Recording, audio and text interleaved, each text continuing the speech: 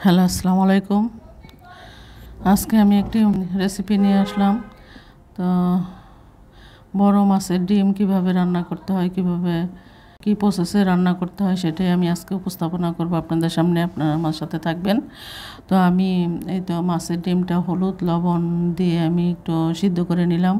পুরোপুরি সিদ্ধ করতে হবে না, কারণ পুরোপুরি সিদ্ধ করলে একদম শক্ত হয়ে যাবে। এই জন্য হালকা একটু সিদ্ধ করে নেব। তো ডিমটা একটু ভিতরে একটু নরম আছে, ভালো মতো একটু মানে নরম যেন না থাকে সেভাবে সিদ্ধ, আবার শক্ত যেন না থাকে সেভাবে সিদ্ধটা করতে হবে। তো এই মাছটা সিদ্ধ করে, মাছের ডিমটা সিদ্ধ করে, তো আমি আলু নিয়েছি কয়েকটা, আলু সিদ্ধ করে এটা মাখায় নিব। মাখানোর পরে আলুর মধ্যে আমি মরিচের গুঁড়া দিব, একটু হলুদের গুঁড়া দিব। কাঁচামরিচ ছিল না, তাই আমি মরিচের গুঁড়াটা দিলাম। আর জিরার গুঁড়া দেব একটু, গরম মশলা দেব একটু, হালকা গরম মশলা, অল্প করে গরম মশলা দেব। তারপরে কাঁচামরিচ ছিল না বলে আমি শুকনো মরিচটা ব্যবহার করেছি। আপনারা শুকনো মরিচটা ব্যবহার করবেন না, কাঁচামরিচ থাকলে কাঁচামরিচ দিয়ে এটা ব্যবহার করবেন। তো এটা ভালো মতো ভেঙে নেবেন। তো পেঁয়াজ দিলাম, সাথে রসুন বাটা দিলাম হালকা একটু, আর কুচি করে পেঁয়াজ দিলাম। দেওয়ার পরে এই আলুটা মাখায় নিব, এটা দিয়ে ভালো মতো মাখায় নিব।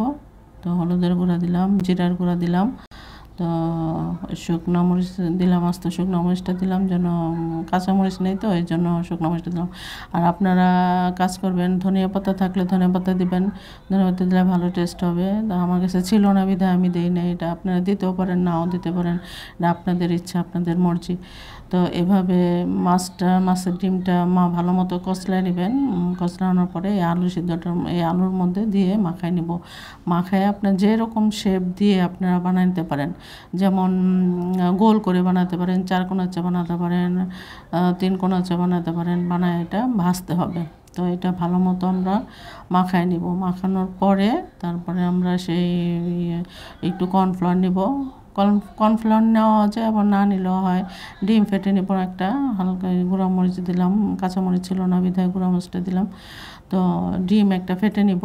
ডিমটা ফেটানো হয়ে গেলে এটা যে শেপ দিয়ে বানাইছি সেই শেপটা ডিমের মধ্যে চুপ দিয়ে তারপরে আপনার ওই যে ইসের মধ্যে দেবো, কর্নফ্লাওয়ারটা একটু হালকা কর্নফ্লাওয়ার মধ্যে চাপতে চাপতে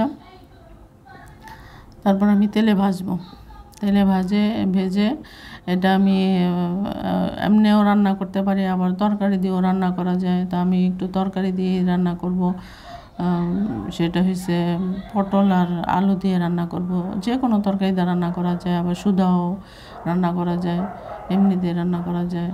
তো এটা ভেজে নিব ভালো মতো। তো আমি কয়েকটা ভাজছি কর্নফ্লাওয়ার করে, কর্নফ্লাওয়ার দিয়ে, আর কয়েকটা ভাজছি ডিম, শুধু ডিম দিয়ে, কর্নফ্লাওয়ার ছাড়া। তো এভাবে আপনাদের মতো আপনারা বানাবেন। তো দেখবেন কেমন লাগে খেতে। ভালো লাগলে আমাকে একটা লাইক শেয়ার কমেন্ট করবেন। এই যে তরকারিটা হয়ে গেছে। তো সবাই ভালো থাকবেন, সুস্থ থাকবেন, আমার জন্য দোয়া করবেন। আল্লাহ হাফেজ।